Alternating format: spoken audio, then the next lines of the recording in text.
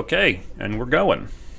Awesome. So, welcome back. I guess this is our second podcast, but yeah, it was great to be able to do it last week, and I think we probably both heard a lot of just great feedback, and honestly, one of the things that I like getting out of this is sort of opening the doors of communication, kind of having a place to start with other people and engage in some of these topics. And I mean, I think we both a number of heard from a number of different people about sensitive topics. It's tough conversations to have, honestly. So I'm really glad we were able to do that. It was certainly a special experience last week. But how did you feel overall about it? Yeah, I was pretty psyched. It was really great to be able to sit down and just kind of have like a serious, thoughtful conversation, and especially doing that on the day, the anniversary of losing dad was kind of added another layer of meaning to it. So Yeah, definitely got a lot out of that. yeah, I did as well.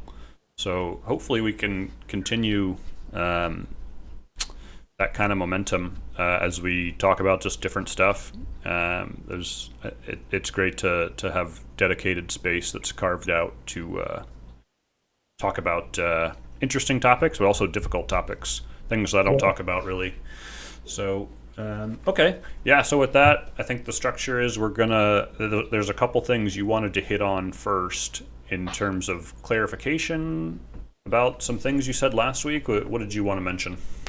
Yeah, specifically, so I really like when I explore ideas, when when there's bullet points that kind of summarize, so like cliff notes, or like like a broad outline of the key points for an idea.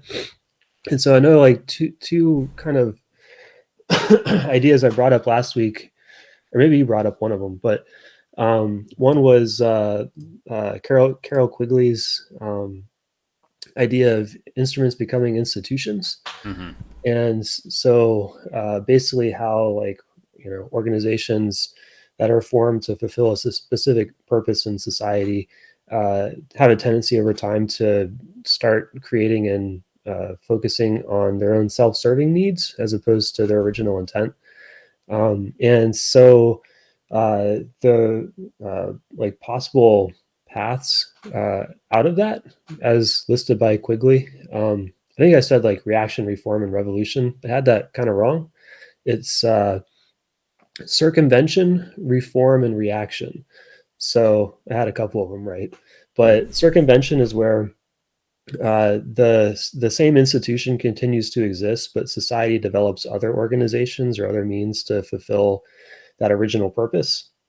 So maybe not like the most efficient way to respond to that instrument having become an institution, because you still have that now institution that is still with its own self-serving interests and can act as a bit of a drain. But at least you're still developing a way to fulfill the original need that was in society. Hmm. So that's circumvention. Uh, So would an example of that be like a company filling a need that they see in the market, but then over time, like another company comes along to fill the same need, maybe in a better way? Is that the idea? Maybe, yeah. Like, I mean, if that original company is still there and they're still fulfilling the need, then I don't know if it's necessarily, maybe if they're doing it like less efficiently, but they have some sort of government protection or something. Maybe that would be a case where like, the up and comer is circumventing that institutionalized process. Hmm. Maybe another one would be like education, right? So how I got into programming through a boot camp. So Sure. there's a need in the economy for more developers, and you could take a 4-year degree and learn development, but learn a whole bunch of other stuff. And it seems like in a lot of cases, not necessarily development skills that are like as directly relevant or targeted for the existing job market. Yeah. And in my case, I already had a degree, so I wouldn't want to really go back for another 4 years or whatever, pick up another degree. But boot camp, 3 or 4 months, a few $1,000, and you got skills to go get an entry-level job as a developer. So Right. that might be a good example of circumvention. Uh, Another one might be like the British monarchy.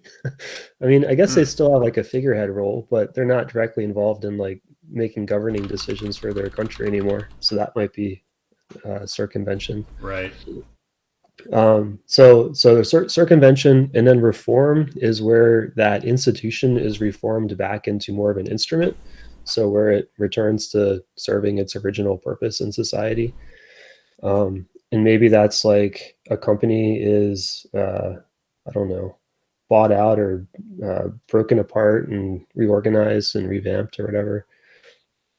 And then reaction is actually uh, where that institution is able to protect itself, like its own entrenched self-interest. And so that's kind of the worst case for society, where uh, that original need continues to go unfulfilled or like suboptimally fulfilled. Yeah. I feel like that is something that happens a lot, especially just in my experience in private sector and working, even in working with government contractors, is as companies kind of grow over time, you kind of end up with a lot of bloat, and you're Yeah, not really. I think to the point you're making, like you're not really, at least efficiently, solving the need anymore. And there's yeah, endless meetings, and there's all these processes in place, and it just feels wasteful. But like nobody like even at an individual level, you sort of want to. You don't really want to rock the boat that much because you don't want to risk your own job. Like even if you think that your job is not really that necessary, like what's the alternative? Get yourself fired? Like it's in your own self interest to continue that, uh, you know, facade that everything is necessary, and you need all these middle managers, and that's why I think it kind of relates to how I feel about small businesses and new players coming to the market to try to disrupt industries, which can be very difficult. But I mean, how else? Like it's hard to introduce new ideas, especially to certain segments of industry. They're very resistant, or obviously they want to keep competitors out of whatever niche that they're in anyway. But it's a great benefit for the consumer, for somebody who's on the other side of that. You want that competition. You want somebody to come in and try to shake things up, because maybe you end up with a better product, better, cheaper product or something. But yeah, I mean, to your point about the whole thing, if you're that institution, like you don't want to go away, right? I mean, and maybe in bigger cases you have shareholders to appease or whatever, and then you know you can certainly introduce plenty of corruption into the system where it no longer becomes about producing the best product or serving whatever your original intent was. It's just about continuing to exist, continuing to grow in some way. yeah, yeah. And I mean, I think, like we mentioned education. I think a lot of uh, uh, education is like that now. Yeah, you yeah, know, it's suboptimally uh, serving, its original purpose. There's a lot of bloat in there. There's a lot of, it keeps getting more and more expensive. Maybe you could say the same thing about healthcare too. Like, and there's a perspective that a lot of that, maybe not all of it, some of it is just supply and demand, but in the nature of what those industries, the requirements placed on them. But some of it might be the role of government in it too, yeah, where you have like a lot of regulations around both of those. Like if you want to be eligible for federal student loans, you have, a lot of requirements you have to fulfill. And, to be able to practice medicine or, provide healthcare, you have to fulfill a lot of those requirements as well. Hmm. And even if they're well intentioned, they is maybe especially if they're poorly implemented, they can really create a lot less efficiency, like cause a lot less efficiency, Right. um, and I, continue to raise costs. And then you can have like increased barrier to entry for new market participants. So yeah. then it drives down competition and innovation suffers. I really feel that on the education front, and I think it's a number of factors. I don't think there's any one thing to point to, but I mean, at least when we were coming up, um, it was kind of this push that college is sort of the only option. Like you have to go do this if you want to be, have a successful life, or this is a requirement. You have to get a degree. And I do remember at the time, even people saying it does not matter what degree you get. Almost in some ways, like as long as you get that degree, then you can separate yourself from the pack in some ways, and that completely discounts an entire other career path, doing trade school. I mean, HVAC guys just print money these days. I mean, doing any of that kind of technical work that you might need an apprenticeship or something like that. I mean, you can make great money. um, but it's that blue collar work, even now, almost feels like it's looked down upon. And I don't know why necessarily. We've sort of sold this college dream to the American public at large, and then there's this push that, well, everybody needs to go to college.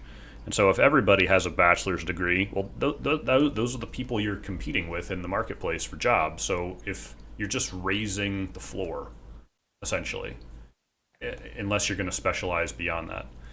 And so because college was seen as the only path forward, and obviously everybody should go to college, and then the federal government steps in and says, well, of course, this is sort of like we were talked about. We hit on this a little bit last week. Of course, we want to help people. Of course, we want everyone to be able to go to college. So we're going to guarantee these loans, and so that everybody can go to college. So that increases all this supply of money. And then if you're a college, well, I mean, the federal government is basically writing the check. So why would you not increase prices, right? I mean, there's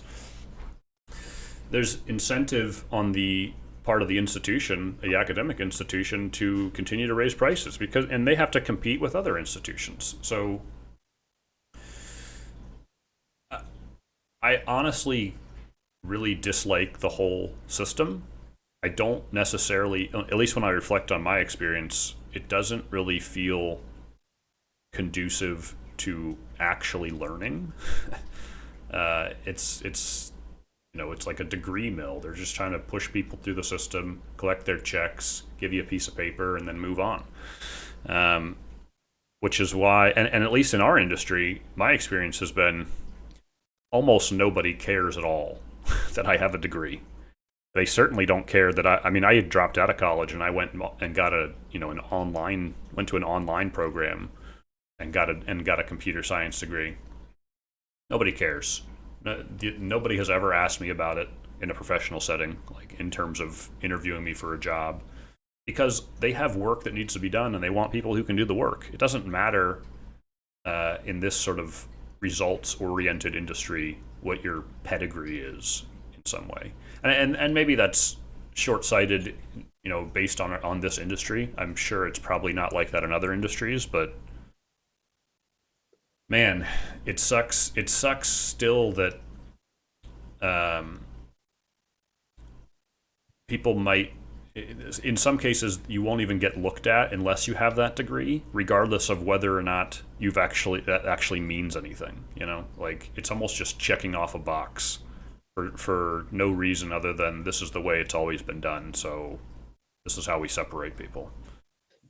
Yeah, I mean, it is kind of arbitrary, right? That regardless, pretty much of the field, you're required to spend 4 years studying it. you Right. know, and then also like if it's really about learning the skills needed for a particular domain, then why couldn't, I mean, maybe some skills are not as easily assessed, but and require more experience, but there could still be requirements for that, like having practicums or clinicals or whatever.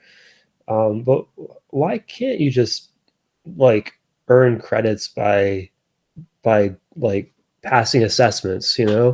like real like thorough, rigorous tests or examinations, like maybe, not necessarily multiple choice. It could be like you have to like build something or like write something or Demonstrate proficiency in yeah, some way. exactly. Why do you like why would you have to be to go through the motions of going through a class in order to show you have proficiency based on what's on your transcript versus just, like there should be shortcuts basically. I don't even know if shortcut is the right word, but for somebody that can just pick up a book and like figure it out themselves and teach themselves the skills, or like go online and learn through YouTube or whatever else, like it shouldn't really matter so much how you learn, just at the end of the day that you learn what you needed to. Hmm. And so I just think there's a huge opportunity for a more efficient approach to education, you know? Well, I think what we tell ourselves is it's a liberal arts education. You need to be exposed to all these different arts of life and the world so that you can be a well-rounded person. Maybe that was true in 1975, but like these days, I mean, you can go on the internet, you can learn anything about anything for free.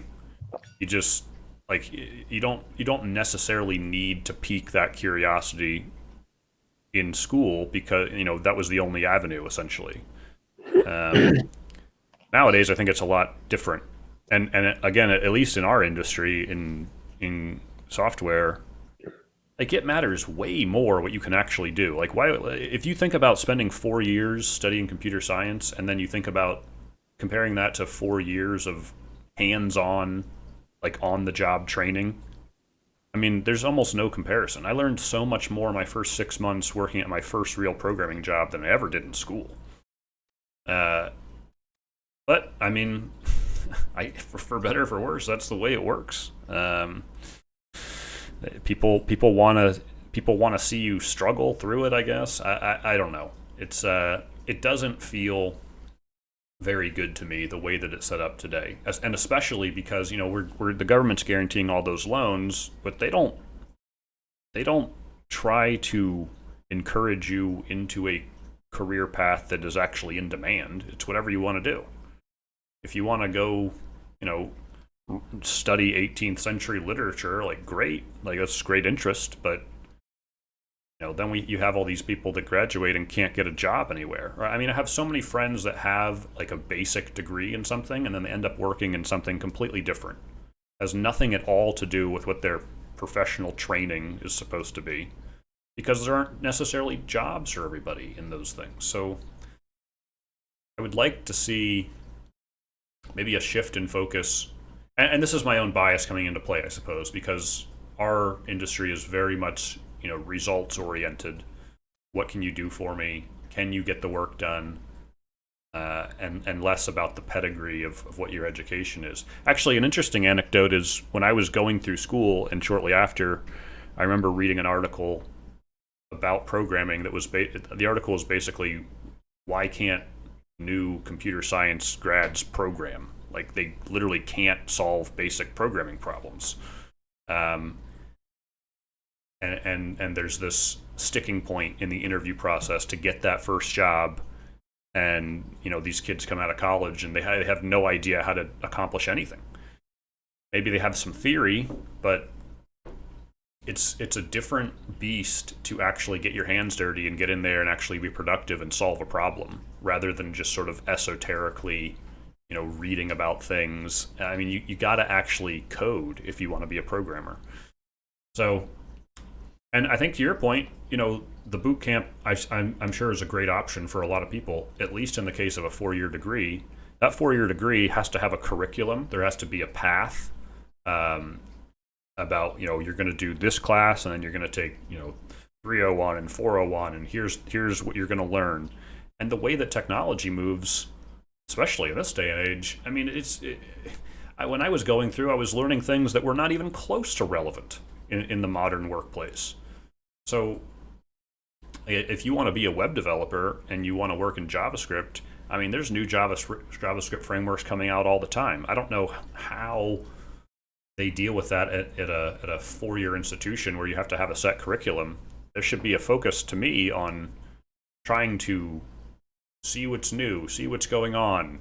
Are there better ways to do things rather than my experience, which is basically here's a bunch of old stuff that doesn't matter at all, but you have to work through these stupid problems so that we can give you a grade so you can get a degree. Doesn't make sense to me. Yeah, it just feels like the system is overly bloated and inefficient. There could be it's probably a right for reform, right? Yeah, one of those avenues. Well, yeah, Yeah, to your point about the boot camp, like that is sort of circumventing the process. It's tough though when you get the government involved because schools have to be accredited, and there's all this regulation surrounding it. I mean, it's a big barrier to try to tear that down, even if it's yeah. done in a noble way to with good intentions. I mean, Well, the so I think the argument for accreditation is to ensure a certain standard or quality.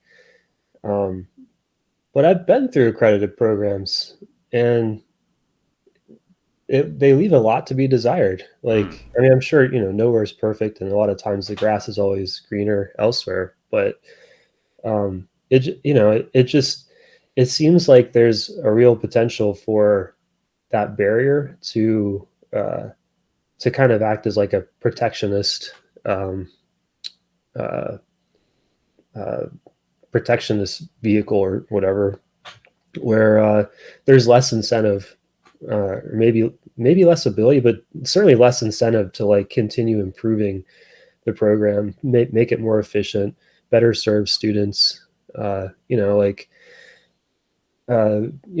really focus on putting together the best curriculum that you can.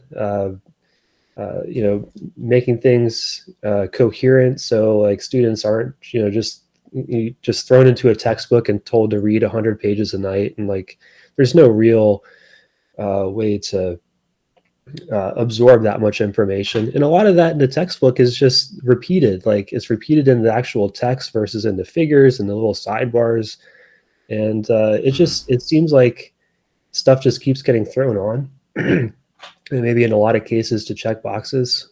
yeah, Uh, but you know, it, and every school is doing their own, like creating their own program, whereas they could pool resources together and like get the best of the best teachers and like really put together a curriculum that is like thoroughly coherent and efficient, and be a much better outcome. right. And so maybe they could even shorten the length of a program or keep it the same length, but like students that are graduating from it would be so much better informed or competent. There's a huge amount of waste in a lot of programs, Yeah. and, based anecdotally on the ones I've been through, like there's a lot to be desired.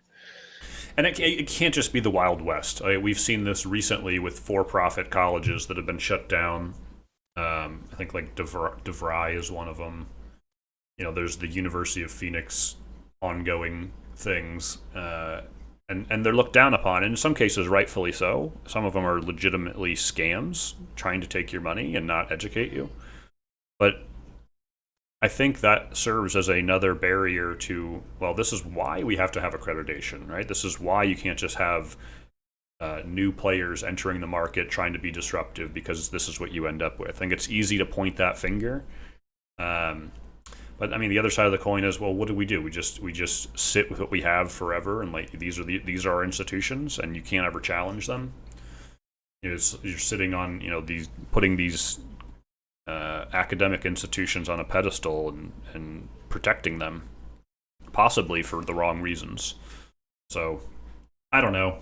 when I've been in situations in my job where I am mentoring somebody or I have junior guys underneath of me, I basically tell them, if we start getting on about education and this and that, I say, you gotta just go out there and just try things, experiment, watch a YouTube video, get an idea, play around with it. It doesn't matter um, what your academic pedigree is. Oh, you went to this school and you have. I've worked with people in the past who went to incredible schools, absolutely incredible schools, and I mean they couldn't solve a problem to save their life. Basically, I even interviewed. I was on a panel interviewing people at one point, and we interviewed somebody from Harvard, and it was very clear from the beginning they were a complete disaster. It was not even close to being a good fit for the job. But there is that historical pressure that, well, if you have Harvard on your resume, I mean, surely you can get a job or at least get an interview, get your foot in the door. So, and that to me, that's privileging, offering a privilege in a way that maybe doesn't make sense, at least in programming. And if you look at the most successful people, the Bill Gates and um, Steve Jobs of the world. I mean, Bill Gates dropped out of Harvard. Like I don't see it as a requirement for sure. And I think we're in a lot of cases we're selling short the younger generations, telling them that sort of this is what you need to do, and then racking up ridiculous amounts of debt um, for doing it. And it's certainly not a promise of success. Yeah, and it kind of feels antiquated too. Like, I mean, certainly you get a lot by being in person and having that like dorm room campus experience. Yes, Uh, and but maybe there's other ways to do that too. Maybe you can like still like be working part time, or like there's got to be other options besides racking up tens of thousands or hundreds of thousands in debt to be able to go through that sort of like growing phase early in adulthood. But I mean, now because you can learn anything like so easily through the internet, it seems like having these massive campuses for in-person instruction for a lot of things just doesn't really make sense anymore. I find it hilarious when prospective students are going to evaluate colleges, and what do you hear? Oh, I just love the campus. Oh, it's so beautiful. Well, yeah, you're going to pay for that. There's a reason that it's so beautiful, right? They're trying to attract you because they want your money. So, like, it would be better to try to find a fit that's almost a better fit intellectually. Like, who cares how many flowers they have on the quad? Like, you're what you want to take away from that is to be educated. But Yeah. it becomes like an attraction, like a theme park, trying to lure people in. Look how nice it is here. You'll have such a great time. Maybe it's the wrong message. I don't know. Yeah. Well, probably depends what you want to get out of that experience too. Like, really the on the campus, college experience, and if you're willing to pay for it. It's just when it's so easy to get a loan and you're young and excited, and then you come out of that and struggling to pay off the loan for could be decades. And somebody coming, if unless you have a lot of guidance from your parents, and a lot of people don't have that option. I Yeah. mean, are you really equipped at 18 to make a life changing decision to take on, in some cases, $200,000 of debt, and then come out the other side with a degree that may or may not be worth anything, may or may not be able to find a job? Um, I don't know. I think it'd probably do us some good to scrutinize that a little more carefully up front, Yeah. uh, rather than take that on and have to deal with the burden that is the student loan crisis. Yeah. What do you think about the proposals to cancel student loan debt? Well, I'll say a couple things. First of all, it's very strange that there is no way to discharge student loan debt even if you file bankruptcy. It's a very malicious type of debt in a way. Yeah. Um, you can almost make any other mistake in society, whether it be credit card debt or mortgage debt or I mean anything, and ultimately it can sort of be discharged, if things really go bad. not an option with student loan debt, especially if you have private student loans, or if you had federal student loans and then you refinanced, or they got moved over to private student loans, you sort of lose the advantages of the federal program. And again, we're talking about young people in their early 20s maybe having to make these decisions. Um, it's difficult. Do I think we should cancel all student loan debt? No, I don't think we should. I think it's a huge problem. I think we need to stop the skyrocketing increases. But I don't think it's fair to ask the blue collar plumber in Mississippi to use his tax dollars to pay for your English degree that you can't get a job with. That doesn't seem to make sense to me. It's obviously there's a lot of people in very difficult financial situations because of student loans, um,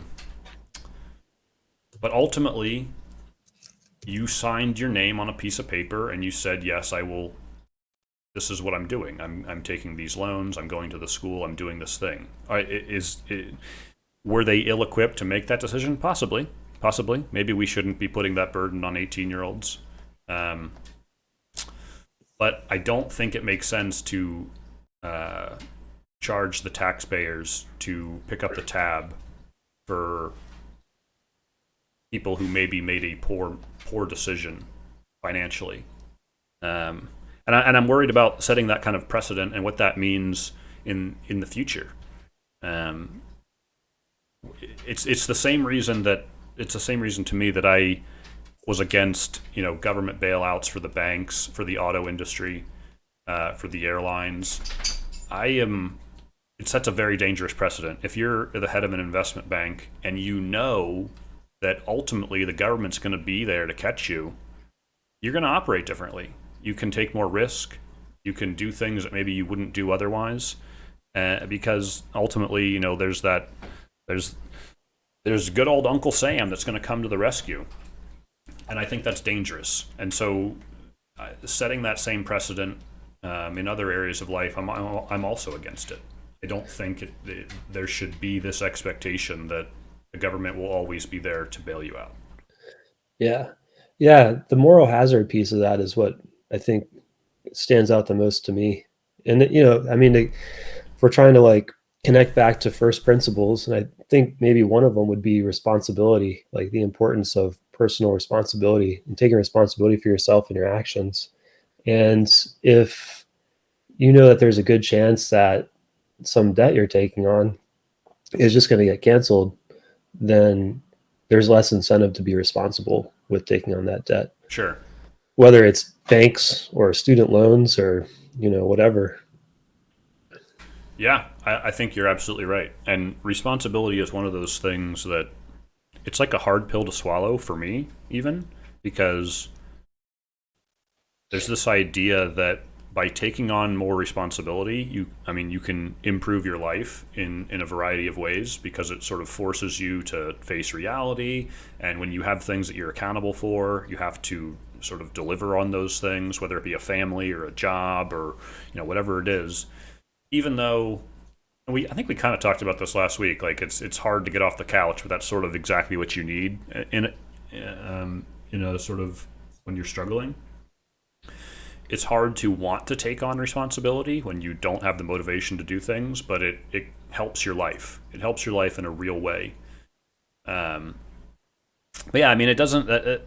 That's probably not what a lot of people want to hear. Yeah. And it's probably easy to say, well, it's easy for you to say not to cancel it. You're not being drowned by crippling student loan debt, and that's true.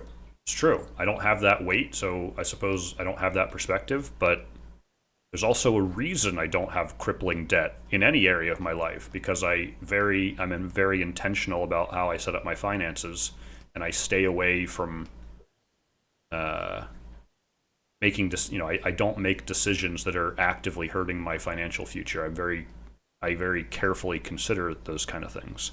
So it's tough. It's tough. I know a lot of people out there are struggling. Um,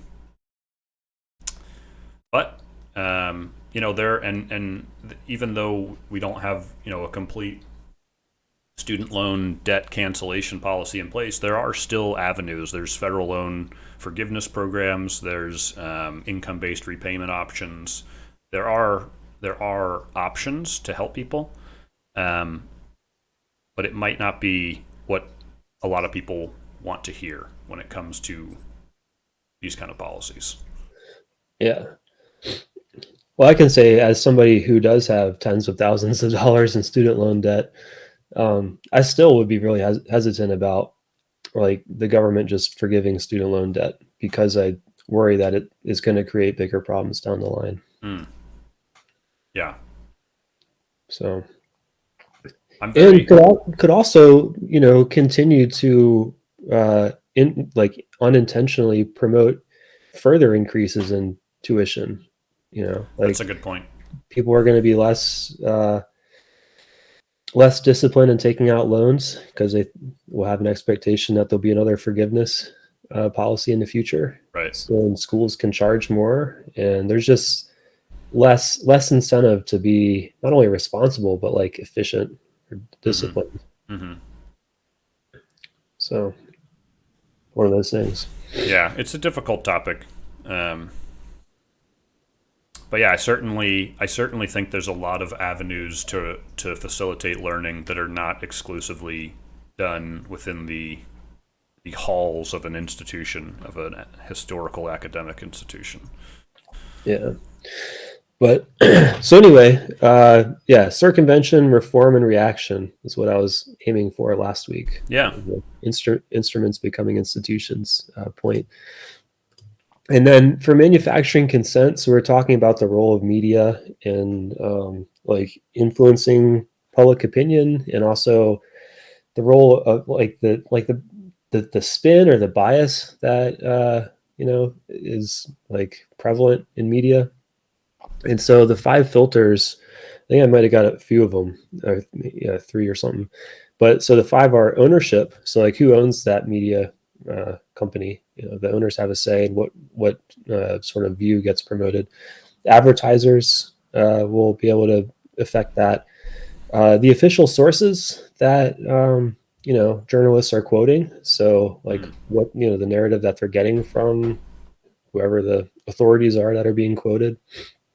What's called flack, which is like basically the audience's reaction. So, particularly like a negative reaction. So, if, an opinion piece is published and there's a lot of like phone calls or letters to the editor or protests outside the news station or whatever, that would be flack. And Mm. then marginalizing dissent, which I think is just sort of like ideology, like making a particular view uh, unacceptable. Like, Yeah. it's This the boogeyman or evil, you know. there's a concept called the Overton window, which is it's basically the set of acceptable topics, and it shifts over time, and so there's this idea that if you can sort of demonize a particular point of view to the point that it's not normal to think these ideas, then you shift the Overton window, and that's how you can inform public opinion at large. So probably Yeah, same idea. yeah, that makes sense. Um, yeah, so yeah, I just wanted to kind of return to those and make sure I got those bullet points right. Yeah, the manufacturing consent piece is interesting to me because that book was written. It's been a while. I think it was in the 80s, if I remember correctly. Okay, I was going to say early '90s, but I think you're probably right. And it's interesting how media has changed since then. It's almost like it was a premonition in some ways. Like this whole idea that the media is sort of owned by companies, right? And then I believe one of the points is about if the media company is not appeasing the owners, then the owners are upset and they have influence over the company, and so you sort of have to, if you're that news agency or media company or whatever, you're beholden to the people above you, just like anybody else. But that removes a degree of impartiality to it.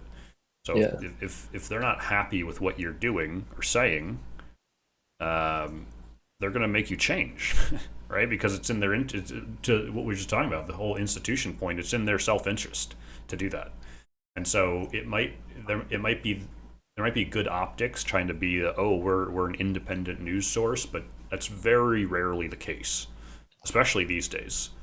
Um, Everybody has a side, and honestly, I'm not that upset about um, bias in news reporting. What I'm upset about is trying to pretend it doesn't exist.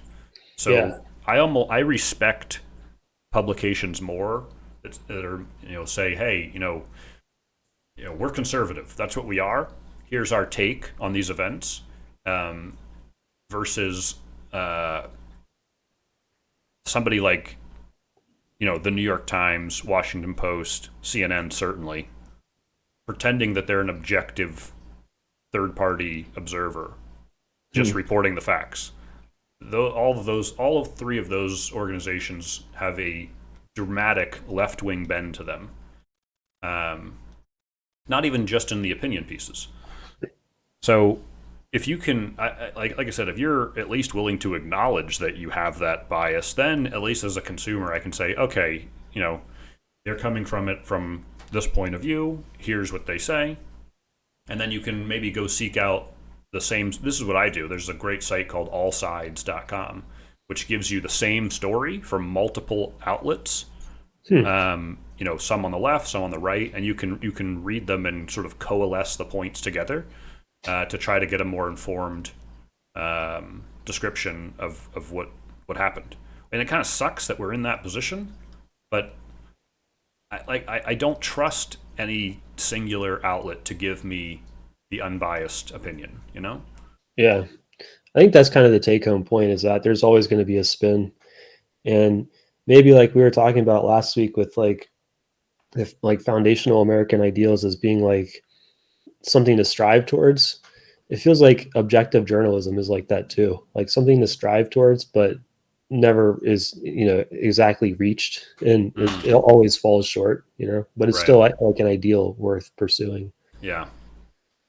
And we talked about this a little last week, but it's with the transition to the digital age for media companies, I think it's been difficult, and it's lended itself to be more of trying to get clicks or whatever, even in non-traditional media. So anybody can start a YouTube channel these days, and I listen both to talk show hosts and political pundits on the left and the right for different reasons, and I enjoy different things about them. But you have to have an angle for your audience to come in. Like, you have to hook people in some way, and most people seem to do that by sensationalizing things, um, or making ridiculous comments, something to drive traffic, so they can grow their reach. It makes sense. I mean, it's a self-serving behavior, but as the consumer of that, we sort of lose, because you have to sort through the objective, sort through the narrative, sort through their bias, and it's very easy to be influenced in that way. And I think that's where we see a lot of the polarization these days, is because you can, it's very easy to sort of find somebody you like that has hot takes and that you generally agree with, and then you listen to them and you say, hey, that's a great point. Well, why don't XYZ? And then, unless you're balancing that out with the other side, or thoughtfully considering challenging the ideas that are being presented, it's very easy just to slip into this us versus them mentality, because that's what sells, Right. and it's hard to break free from that. And there's so many echo chambers too, right? Yeah. Especially with, I guess, social media and algorithms optimizing for your attention. Right. They're, Right. they're going to keep serving you up what you're drawn to. And if you just keep clicking and going into that same view, it keeps reinforcing. And then, that's driving polarization in part. And then you think that's reality, right? Right. Like, well, look how many people are saying these things. Like, clearly this is what's going on. Yeah.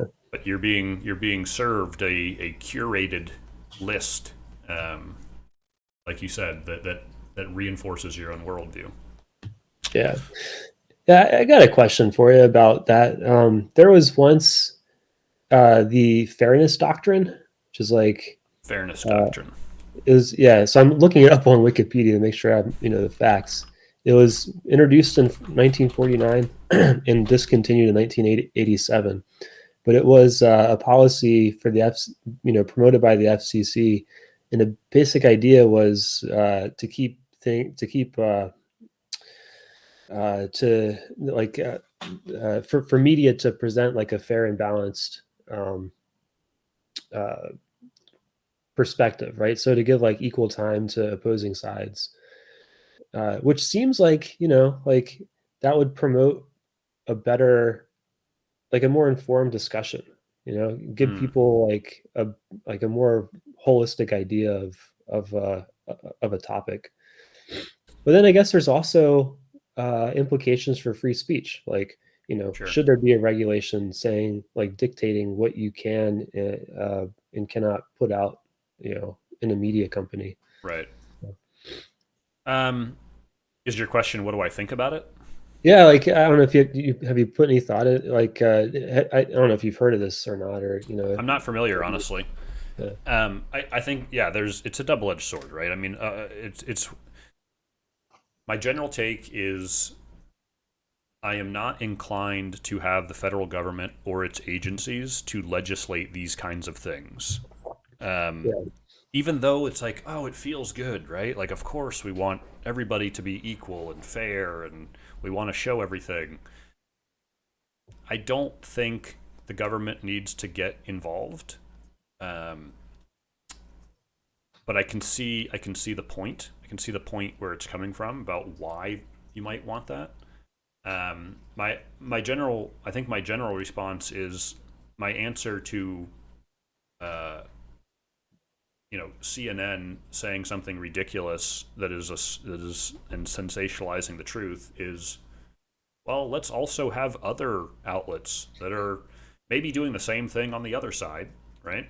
That's why, listen, I don't have any love for Fox News, but the in terms of the major, um, the major media outlets, Fox News is almost uniquely the only conservative skewed, you know, major news outlet that's on the level of like a CNN or MSNBC or whatever. And so you might you might not like Fox News, and I don't particularly like it, but I don't really want it to go away because I mean, there needs to be the other. You have to be able to get the other side of the story somehow. And so some people, and I think it's probably less of a big deal for maybe a younger generation because it's easy to seek that stuff out online. And so, like, I don't need to watch Fox News or CNN or any of that stuff because, first of all, I don't really like their format, but um, I can get a better picture by going to other sources. But if you're maybe the baby boomer generation, maybe you're used to putting on the nightly news every night, and you watch it for an hour, and that's your routine. And you got to pick one of them. You're gonna pick one of those major news outlets, and so like, what do you watch, right? And so generally, people who are more conservative are going to watch Fox News over CNN, and they're going to be skewed by the opinions and the stories that are presented on that news program. And same thing for the other side of the coin. People are, people, if you're a hardcore, bleeding liberal, you're not going to watch Fox News because you're going to get pissed off because you're going to say, well, this isn't true or that isn't true, and you want to watch something that's more aligned with your values. And that's fine, but I mean, in both sides of that coin, whether you're liberal or conservative, you're still getting the skewed version, right? yeah, So I don't think it's the role of the federal government, certainly at the federal government, or the FCC to legislate that kind of stuff. I think you leave it up. I mean, part of the First Amendment includes a free press. It's up to you to be able to do what you want. I don't think you want to interfere with that. You certainly don't want to get to a point like in Russia or North Korea, where you have state-controlled media and you're controlling the entire narrative. That's way, way, way worse than having biased news sources. you know. So I don't know what the right answer is, I suppose, but I guess I'm not surprised that it was repealed. And in general, I probably am not in favor of something like this. Yeah. Yeah, it's a tough like because it has a noble had a noble purpose, right? Right. Um and I mean, how would society be different if people were getting more like balanced news from wherever source they're, looking at? But yeah, like what is the proper role of the government? Should the government be dictating what people are saying, even like in a journalistic institution? And I mean, nowadays too, I mean, broadcast license is kind of antiquated Yeah. to a large degree. It seems like it would be kind of very difficult to enforce since anybody can, put anything online. But yeah, I don't know. I'm kind of torn on that one. I feel like maybe like the government shouldn't be. Maybe it's the implementation. Like it's not really the role of the government, but it's also like the moral thing to do is if you're going to be reporting something, to like report that story faithfully, like and fully, and report both sides of it. Right. But just because it would be like the right thing to do doesn't necessarily mean it's going to happen. Yeah, I think, and I'll levy some criticism at the left here. I think the answer to these kinds of problems, where people are saying things you don't like, is you let them speak. Right? You let everybody speak. Everybody has their own right to do that. So when you see like, for instance, if a speaker is invited to speak at a university, and you don't like that, you don't like them, you don't like their ideas, you're absolutely free to protest. Right? Protesting is as American as apple pie. Right? You can protest, you can boycott, whatever. But what you cannot do is a very clear line to me. You cannot forcefully shut them down. Right. And we see that a lot in modern day, especially with fairly mainstream conservative speakers, people like Ben Shapiro. Which, even if you don't like Ben Shapiro, I mean, he's not fringe in the in the Republican Party. He has a lot of fairly moderate ideas for a conservative. And I don't agree with everything that he says, certainly. And just like everything else, like we're just talking about, sometimes I'll watch his show and he'll sensationalize things, at least in my opinion. But you can't shut him down. You can't deny him the ability to speak, and that's what I see happening. I'm sure it happens the other way as well. It's not unique to the American left in this country, but I do see it happening maybe at a greater pace on that side. And this is where you get into this whole idea that your speech is violence, you're committing a microaggression against me, and so because it's violence, I can respond to violence with violence, right? I can sort of defend myself, but I don't like the precedent that sets.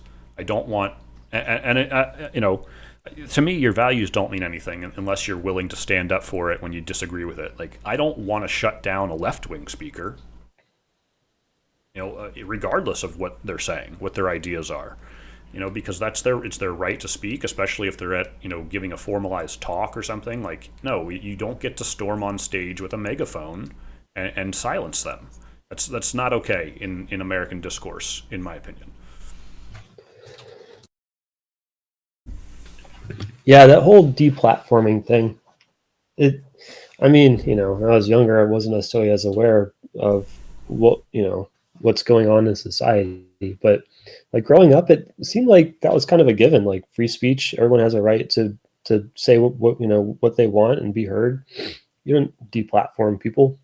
Yeah. And now it's like a thing. It seems like in the past 10 years, it's kind of accelerated where speakers are shut down what on a campus, or even before they get to the actual event, like it's canceled. And that just seems like the wrong idea. Right. You should, you can disagree, but I mean, it effectively turns into censorship, you know. Right. And I guess, like there's a noble intent behind it, right? So the idea is that uh, the promotion of those ideas are dangerous in some way, like to an unacceptably dangerous degree. Like it will lead to, uh, I don't know, fascism, or some sort of like dystopian outcome.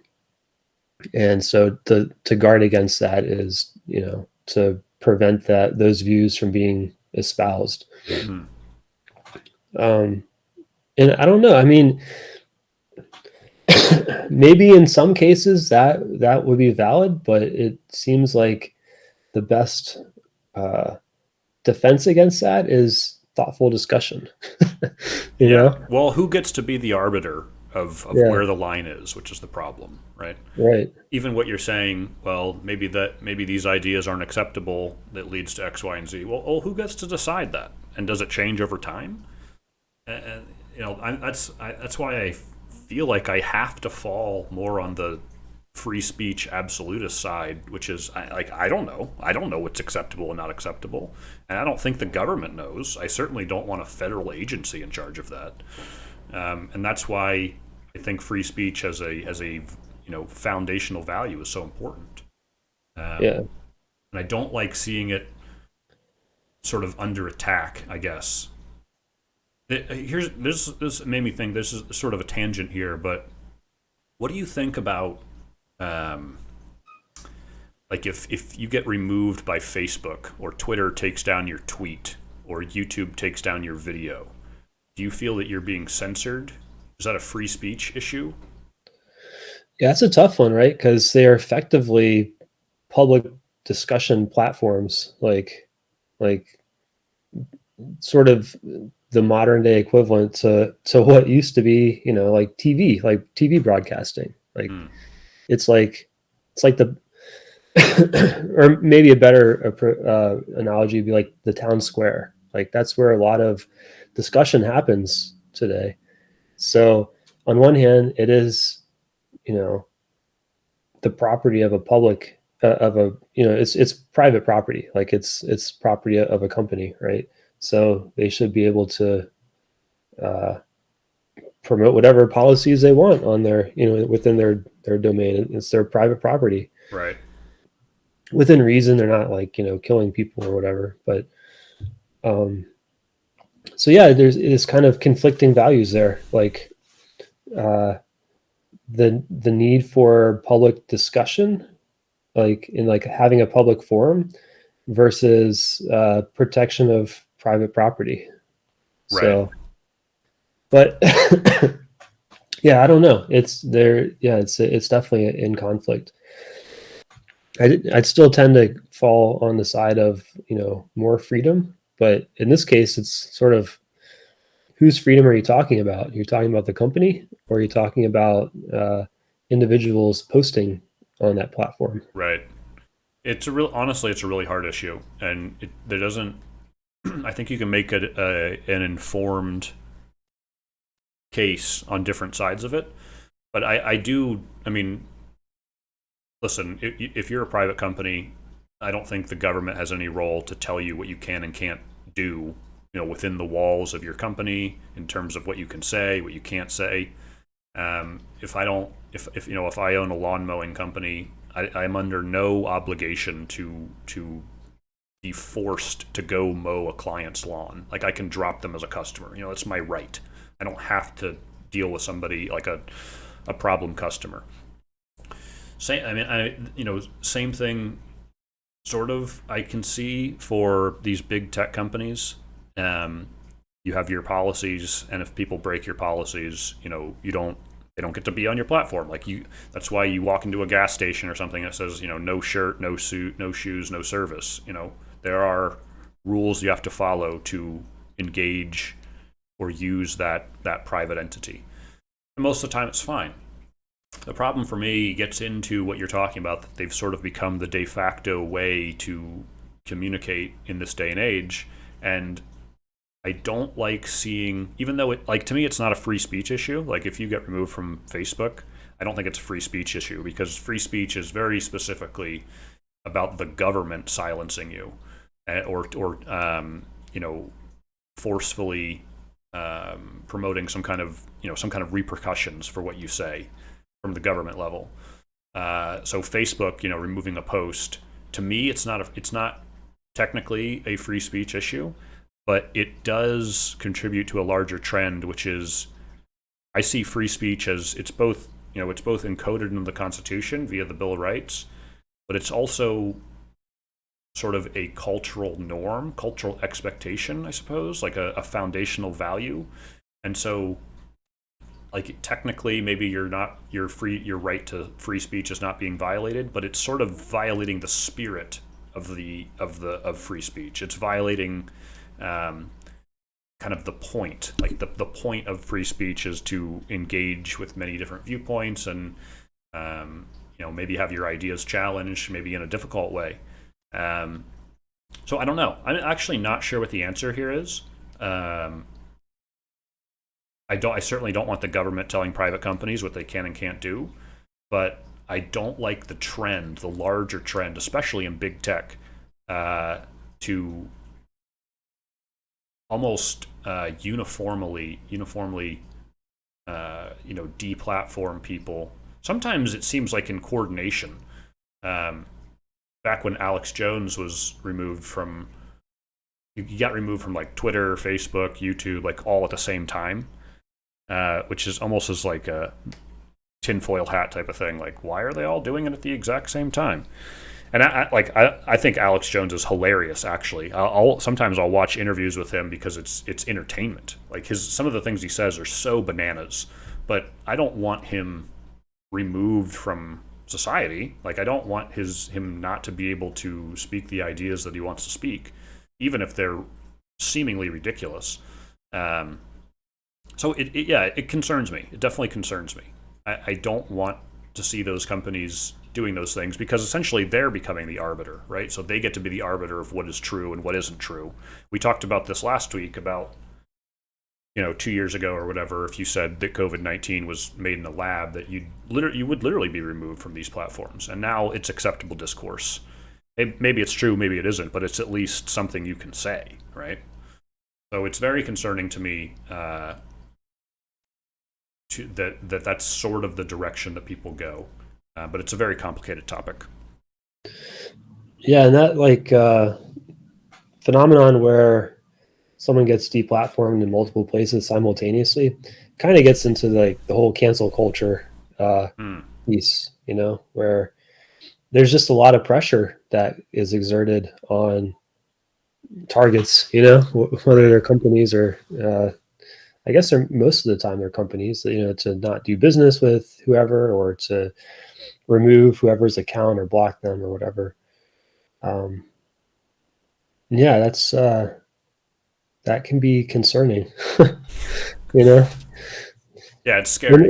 especially when it's just accusations. A lot of times, not all the time, I mean, sometimes, there's provably abhorrent behavior, but a lot of times, like, the evidence is it's not clear, and it's just, it's rumor basically. And in that case, like, I mean, I guess, you're talking about private companies, and there is no like due process on there. It's whatever, their terms of service are. And if they have reserve the right to kick you off, then they do. They have that right. But yeah, like, being accused without having like your moment in court or whatever. Right. It seems like an injustice in that case. Which is, and that, yeah, it's kind of like the violation of the value. Not that it's necessarily like illegal, like it's not, you're not breaking a law necessarily, but it violates this sort of spirit of what I think makes a productive and successful culture. Um, and public discourse. So I don't know. There's also, it's also hard. Like, so what are you going to do? Like the I think proponents of this would say, well, just go. You don't like it, go start your own company, which I would generally agree with. Like, you don't like the you don't, I'll use the lawn mowing example. You don't like the options for lawn mowing in your area. You think they do a bad job and you could do it better. You can go start your own lawn mowing company, like do it better then. Like that's sort of the free market experience. And I like that. But at some point you get like, I can't go start my own Facebook really and be a competitive option. It's not Sure. really possible. Um, because of how big these companies are and how much reach they have. So, like, it's a very tricky situation. What the right thing is. Uh, Yeah, because the network effect, right? Like that's huge, and that is very costly uh, to build, right. and a lot of it is luck, being at the right Sure. place at the right time. Sure. Which I guess this is kind of a topic that's always relevant for news, but especially there's an example right now with Elon Musk trying to take over Twitter, and it sounds like his motive to do that is to uh, make Twitter more free speech friendly, Mm, yeah. from what I understand in the news. So we'll Yeah. see how that plays out. I haven't followed that too close, but I do know that he became like the largest shareholder, and then yeah, there's some kind of effort on his part. Yeah, And that gets into the conspiratorial realm. People start freaking out, and X, Y, and Z is happening. But um, yeah, what do you think of Elon Musk actually? Are you a fan? yeah. He's. I mean, I know that there are people that criticize him, for taking like government contracts and building successful companies off of in part by receiving help from government. There's like electric car subsidies or whatever, and then you know rocket contracts and whatnot. I'm a huge fan of him, though. I think he's like a brilliant innovator. From what it sounds like, he grasps concepts very quickly, and he like digs in deep and like forms a solid understanding of them. Yeah. He's still a person, so he's not perfect. He does some wacky things, and I'm sure when you have that much success and money and power, like that can have an effect on somebody too. Sure. As people treat you differently, and you're always like in the news, whether you want to be or not. But yeah, and I think it's also inspiring that like his primary motives are to advance humanity, to be more sustainable, to become like a multi-planetary species, be able to colonize Mars and increase our long-term chances for survival. Hmm. I think all that is yeah, just inspiring. And then the fact like he has this ton of money, but from what it sounds like, he doesn't own any houses. He just rents like some tiny little house that he Yeah, that's new though. yeah, yeah, He used to have a lot. yeah. I guess he's had a ton of money for so long. He's done all that, like been there, done that. But yeah, I'm glad there's people like him in the world. There probably should be more. Yeah, I mean, I'm a big fan of Elon Musk for a lot of reasons. Um, Not the least of which is, we sort of talked about the American dream a little bit last week. To me, like that sort of is the American dream. He's an immigrant. He was South African born. Came to this country, and I think I've said before that like if you're entrepreneurial minded and you want to try to do these things, like I want you to have every resource available for you to try to do that. And maybe you'll be successful and maybe you're not. Maybe you'll crash and burn. Maybe you'll be Elon Musk, like if you have that whatever that gene is in your system that you want to try to disrupt existing status quos and push the boundaries of technology. I mean, that is good for humanity in my estimation. We all benefit. We all benefit by making technological achievements and having companies come into different spaces and disrupt what's going on and producing a product, and maybe it's good, maybe it's bad, but like that chaotic process is very beneficial to the consumer. And then my view is, if you strike out like that and you're successful, like I don't have a problem with him being however many billions he's worth. I mean, if it works, then it works, Um, and like you said, I mean, he seems to be somebody that wants to continually push. He started all these different companies and trying to do all these different things. And I mean, I agree. I want more people like him in the world. I want people to be equipped to take those kind of chances on just on the off chance that they're successful. It's almost like a selfish thing. Even like I want better products in the marketplace. I want cheaper prices. I want and those things come from disruptors entering the marketplace and challenging the existing norms and moving the needle in some direction. Maybe it works and maybe it doesn't. So I hope he continues doing those things. And he is who he is. He's sort of outlandish at times. Maybe he says stupid things at times, but I mean, who doesn't? Yeah. Yeah, and I think it's important too, like when you have a company or person so successful and earns so much money, or has generated so much wealth that that we still have protections in place where the market remains free and open, like so like protections against oligarchy Mm, or kleptocracy or whatever, where wealth gets concentrated, and maybe originally it's from great success and contributions, and then that wealth is used in nefarious ways, like to corrupt uh, you know political policy, politicians, or yeah. like, so for self-serving ends, I guess. Again, instruments becoming institutions. Mm-hmm. um, so I think, like, when one of our themes is what is the proper role of government, I think that's a huge piece, is to ensure that we continue having a free market and continue having the opening for innovation and competition. Mm-hmm. Not to say that Elon Musk or anyone else that's super successful is trying to act nefariously. Just that when there's a concentration of wealth to that degree, that there are safeguards in place.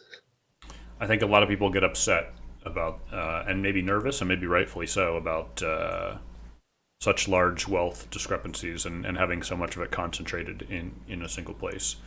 Um, yeah, it can certainly open up dangerous doors. I think I said last week, the enemy to capitalism is capitalists, and it was an Yeah, exact example. If you are worth $100 billion, it might be easy to purchase a politician in some way, and maybe that's bad for the market.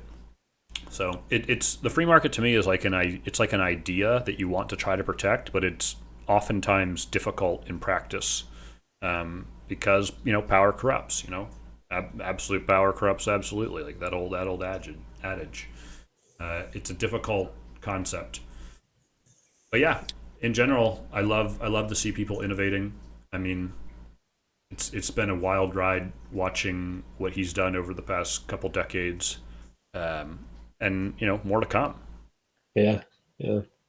I wonder if it's kind of like a lawn analogy, right? Like you want grass to grow, and you know certain height, like, looks great.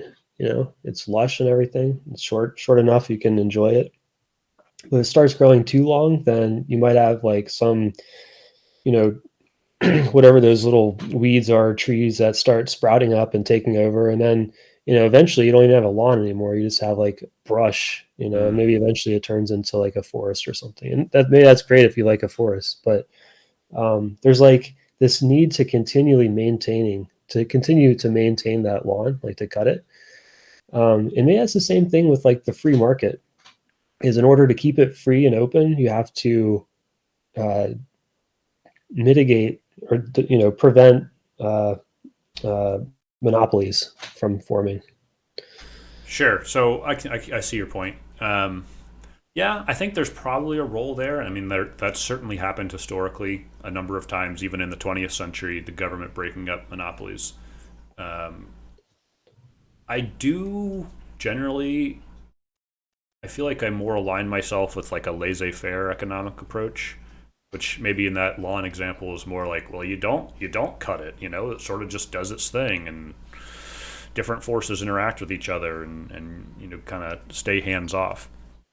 But I think a common critique of Republicans, in some case rightfully so, is you can't have, they just want no regulation, and all regulation is bad. I don't think that's the case. I think there are cases when you want regulation, and some regulation is good. But it's the eternal problem, right? Like what is the line? How do you draw it? Who gets to decide? They're Right. really difficult, like philosophical questions. Um, and if you get it wrong, it's really dangerous. So I don't know. I'm glad I don't have to make those decisions and I can just think about them. But it's hard. It's hard stuff. Yeah, and a lot of times it just comes down to trade-offs, right? You have Sure. conflicting values, and you have to decide like where you draw the line on servicing one or the other. Right. But yeah, the thing with laissez-faire is, like tragedy of the commons and externalities are the two that kind of like come to me. Which tragedy of the commons is you have a shared resource, and since it's shared and no one has like direct responsibility for it, no one is protecting it or looking out for just it. Like there's multiple people or organizations that are drawing on that shared resource, and there can even be through competition like incentive to draw more of that resource than the Mm, other guy. mm, And so you're depleting the resource. It's eventually it's going to screw everybody in the long run, because you all depend on that resource. But in the short run, you have some short-term benefits from exploiting that resource more thoroughly than the other than your competitors. So sure. like tragedy of the commons, like definitely seems like there needs to be regulation in order to address that. Hmm. Um, It makes me think of the energy debate. Like protesting putting in pipelines, or whatever it might be. It kind of with a noble idea, right, of trying to protect maybe what's there, somebody looking out for the environment, or in the case of, was it South Dakota, like the native people, the pipeline was going to go through their land or something. So would that sort of be an example? You think like it's easy just to drill all the oil and use it all because it's there and we can do it, when we need to think about the implications of that?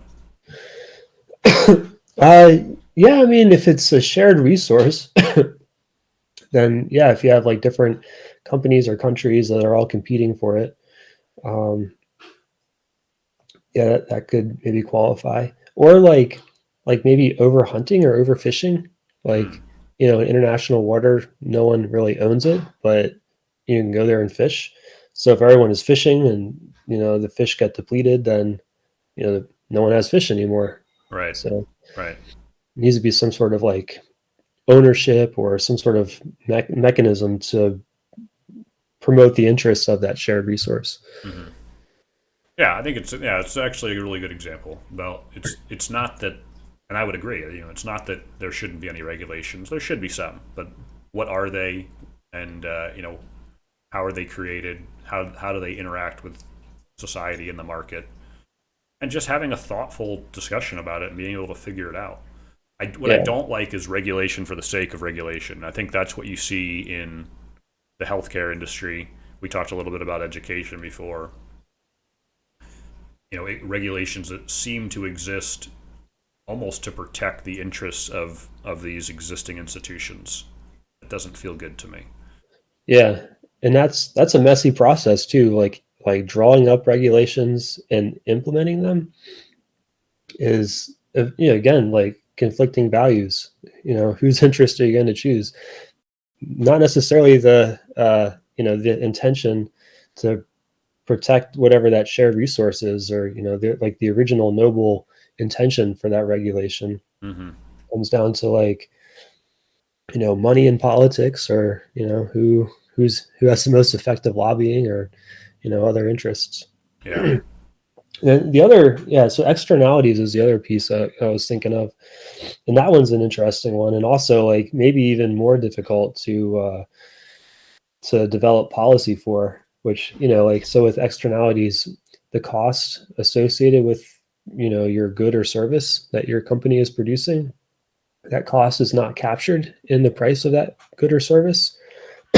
So like, I think the classic one is pollution, right? So you may burn a bunch of fuel to power whatever equipment to produce something, and that's fine. You have to pay for the fuel and whatever other direct inputs, and then you produce it and you sell it, and you pocket the difference, your profit. But the cost of that pollution, maybe it's like it takes time to really, that cost to be felt, or maybe it's widely dispersed, so it's not just to that to that industry, but to the wider community. But without regulation, no one is without regulation forcing that cost to be internalized into the cost of that product. uh, it just ends up kind of being dispersed. So at the end of the day, you don't have like the actual cost of producing something captured in the price of it. So it Mm. sort of distorts the market. You may be That's interesting. producing more of it because you're not pricing in the cost of whatever that externality is. Yeah. That's interesting. I mean, how do you? It's like nebulous too. Like how would you even price in the cost of pollution? Yeah, it's tough. Like would it You be might. based on like what regulations you had to follow maybe, and whatever it costs you to deal with circumventing them, overcoming them, or adhering to them? I don't know. It seems difficult. Yeah, and I mean, some externalities would be more easily assessed, and then others maybe even more on a hypothetical, or like less well defined. Like, for example, like climate change. Yeah. Like, to what degree is burning a gallon of gas contributing to climate change that may be associated with more powerful storms that destroy things, and that cause, like, how do you connect the dots there? I don't know if that's How do you you know quantify it? Yeah. yeah. That's a really interesting point too, because the climate change piece is like you can imagine. I think actually Elon Musk was asked this, like if you could flip a switch and turn off all the burning of all fossil fuels overnight, would you do it? And his answer is, I think, very wise. It was like, of course not. You can't do that. Like, would you be willing to subject the majority of of third world countries or whatever to having no access to energy? Like, okay, maybe climate change comes back to bite you sometime in the future, but this would be having a very real negative impact right now that would kill people.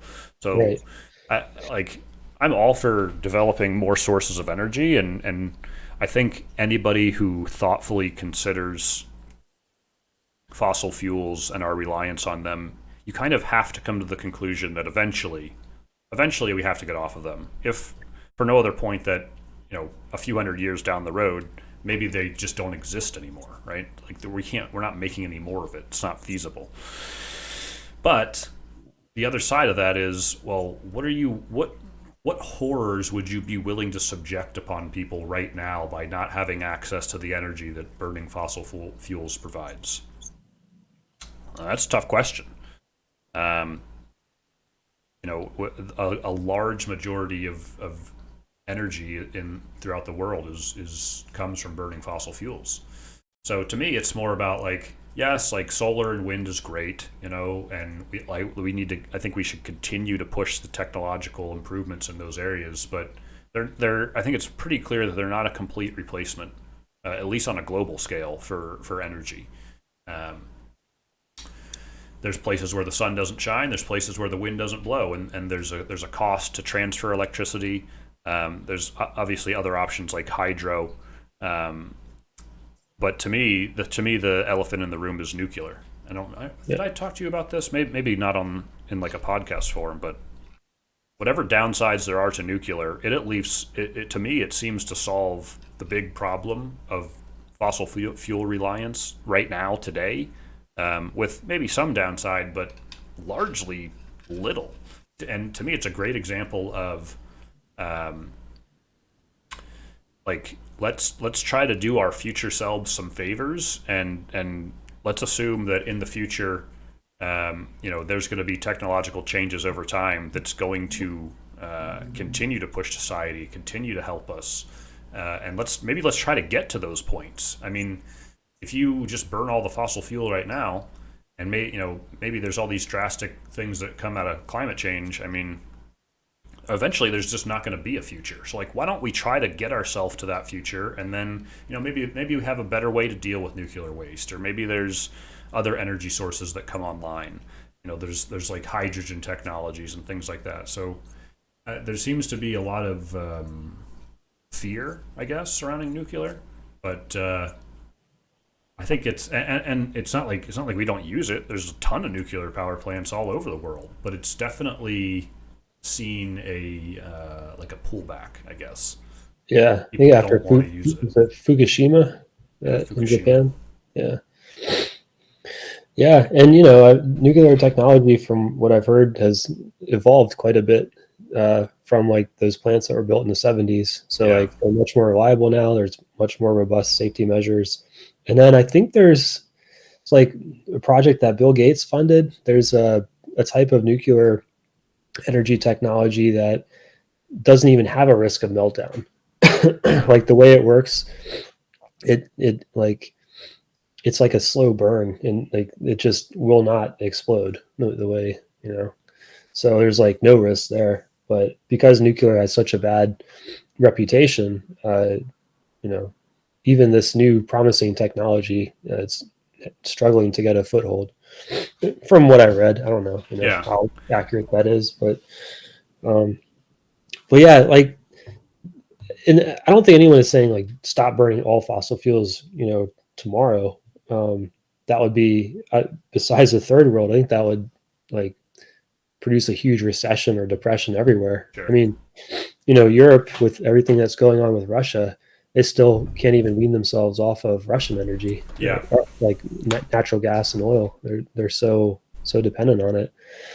Um, but I think it's, at least it was the case. The Economist magazine Hmm. was, like, they had an editorial years ago. Might even been more than one. It's like a policy that they are promoting to to have some sort of like carbon tax to try to address that externality.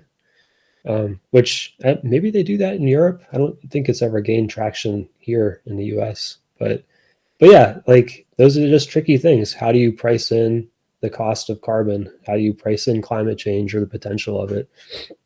You know, implementing policies to address externalities, definitely uh, could lead. Like, it sounds good in theory. More efficient market, costs get included, like the full cost of something get included in the price of it. But just can be difficult to do in practice. Sure. Yeah. Yeah. I don't know. Yeah. It seems to me that if you're somebody who's very vocal on the climate change argument, and we need to get off of oil, and we need to invest in solar and wind and all these things. If you're that person, why would you not want to look at something like nuclear that can help us right now? I mean, we might have to, there's some lead time to build plants and whatever, but I mean, if climate change is as severe as what is being said, then it would seem to me that you'd need to move heaven and earth to change that.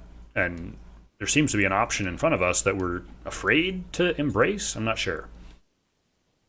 It seems strange to me, but I Yeah. don't know. Man, we really dragged that out from a couple different threads there. That was great. Yeah, we kind of kept going. And I know something that we were talking about. Uh, and it might have been with regard to like the fairness doctrine and like media spin. Uh, we could connect back to like what is truth and like what Mm, is true and how do you decide that? And, what yeah. does that even mean for something to be true? I think it's a really important question, and it's almost like at face value, it almost seems like a ridiculous question to me. Like, what do you mean? Like, am I wearing a blue shirt? Of course I am. Well, maybe not for you because you're colorblind. Maybe that is a bad example, but um, yeah, I think. I mean, I approach it. I approach truth from the, for better or for worse, from the sort of software engineer mindset that I seem to approach most things with, which is if there's like trying to be objective, right? If there is data to consume, you want to be objective about that data. And at the fundamental level in computer systems, is it a bit? Is it a 0 or a 1, right? If it's literally a Boolean value, is it true? Does it have the value of true, a 1, or is it false, a 0? And so that's certainly a pragmatic way to approach, I guess, the nature of truth. But I think there's a much deeper discussion about it that is much harder to nail down. And it's almost like wisdom, like. And the example that I think is a good one to use is the Bible, actually. Like, is the Bible true? It's like, well, I mean, like you kind of have to ask, like, what do you mean by true?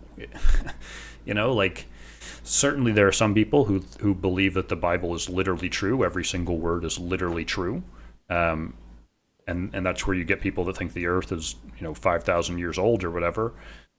To me, that's sort of a fringe interpretation.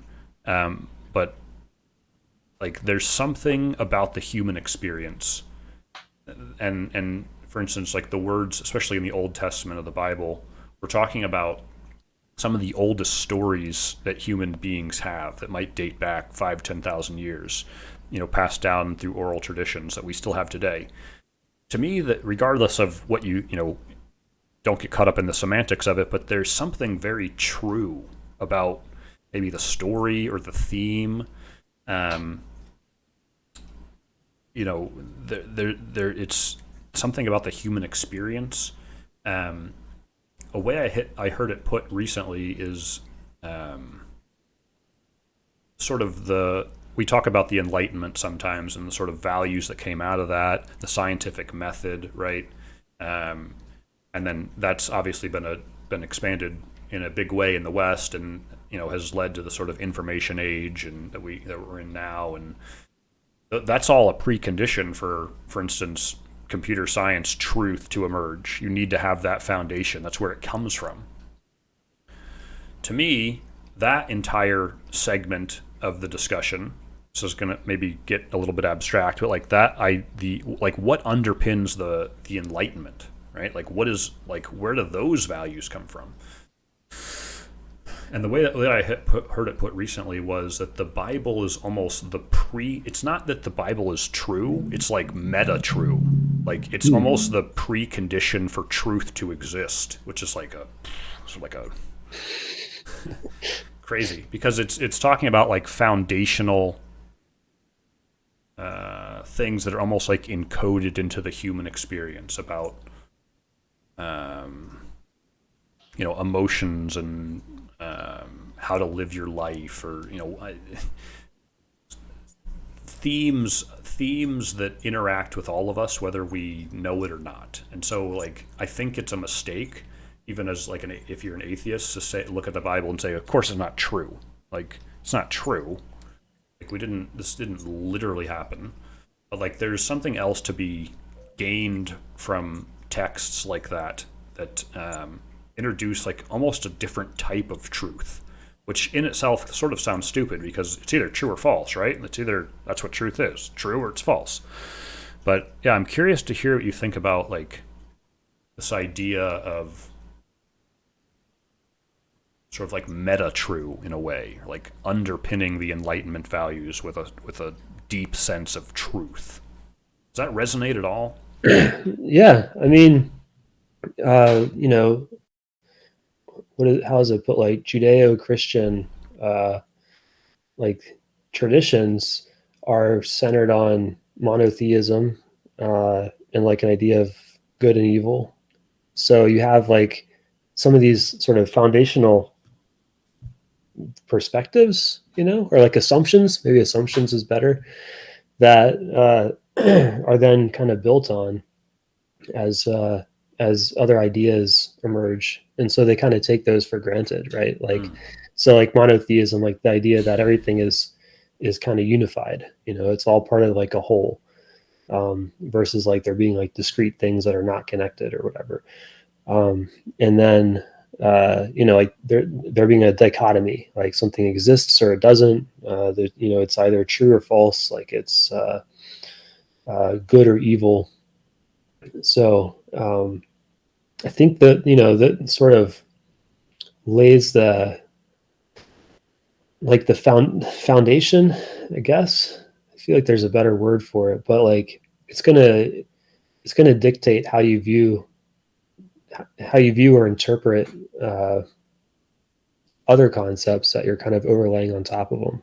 right. So I definitely understand that, and I'm sure there's other ones from like that, the Judeo-Christian tradition. And then, it's not just that tradition. There's, share a lot with, Muslim beliefs as well. Like there's a lot of commonalities. Um, and I think also actually probably the role of the individual, or like the primacy of the individual. Mm, yeah. Like like you're responsible for your own salvation, maybe. And I think that's probably, from what I understand, that's like a difference with Eastern philosophies or perspectives, where it's more of like a community orientation.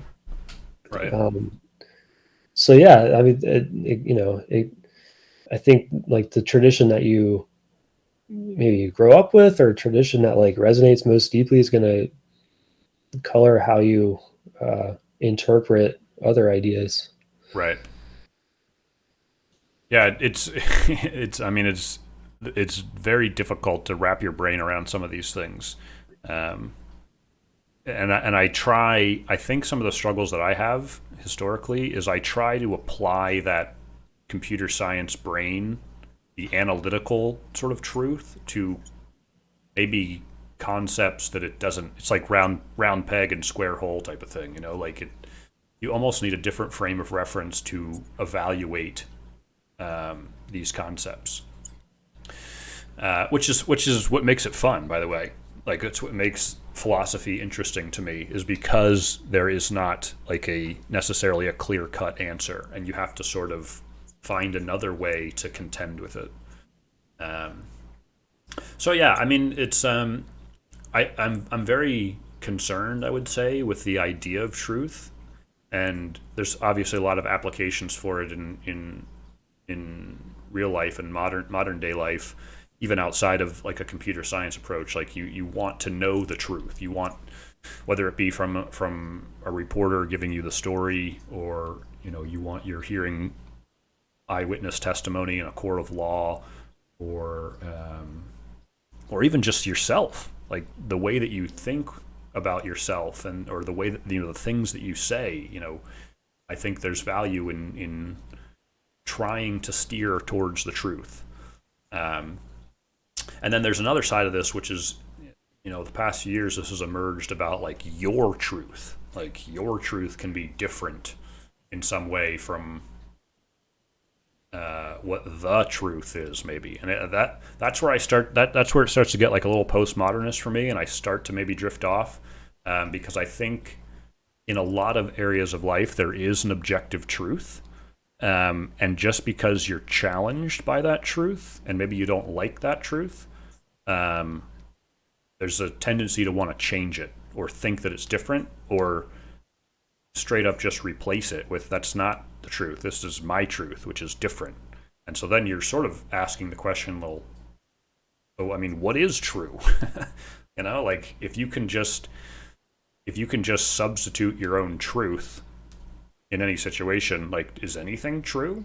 Like, does truth even exist? Um, so it's a tough one. Yeah, I think part of that too is some things have like a binary truth, right? Like math, for example, Right. with like adding up numbers or whatever. Like you either have the right answer or you don't. Um, and then other things, I think maybe values come more into play. Like what is important to you is going to affect what you see as being true. Like, or what would be an example of that? I want to say something with like individual freedom and having the right to choose to do something or not to do something. I don't know if that's really, yeah, I don't know if I can like draw out that analogy, but it seems like values play a role in what in how some things are perceived as being true. I don't know. Does that make sense? Am I still just kind of being vague? Yeah, I mean, it's more abstract, but yeah, I mean, I think I see the point that you're making. Um, yeah, like if you get away from that binary truth side of things, then sort of maybe how you were raised or what you're influenced by in the world might make you see things differently. And to me, it's okay to see things differently. Like a complex topic, um, like it's okay to be on different sides of an issue with somebody.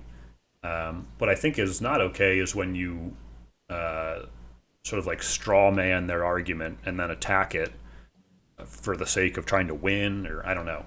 Like in so many cases, so many areas of life, there isn't necessarily an objective truth with a whether it be like a political policy or something. You have to sort of draw a line in the sand and sort of figure it out. And it's okay to be on different sides of that. But there is a challenge. I think some people challenge whether or not truth even exists. Like, is it even correct to say that truth exists? And my challenge to that would be ask yourself this thought experiment: like, does absolute truth exist? Yes, or you can only say yes or no. Does it exist or not? And the problem is, if you think through that and you say no, absolute truth does not exist. And then the follow up would be, well, are you absolutely sure? Because if your answer to that is yes, then you are thereby declaring that absolute truth does exist. So you can get caught up in this like abstract concept of truth. So to me, it's very clear that yes, absolute truth does exist in some form. It's just about applying that to certain situations. Some things might have an absolute truth, like 2 + 2 = 4, or getting the right answer in some kind of binary output. But some things don't. Some things don't have necessarily a right truth. Like should we have dropped the atomic bomb? Well, it's like, oh my gosh, like is there an absolute truth surrounding that? Like you can enter in all kinds of opinion. So that's kind of my frame of reference for it.